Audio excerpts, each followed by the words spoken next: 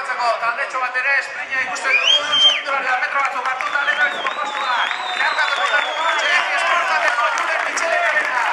Azkenean, Gipuzkoaki Esportateko Julen Mitxelena irugarren. Aiztondo klasikara txaporta, memoria honetan horren bestean, Juliumare.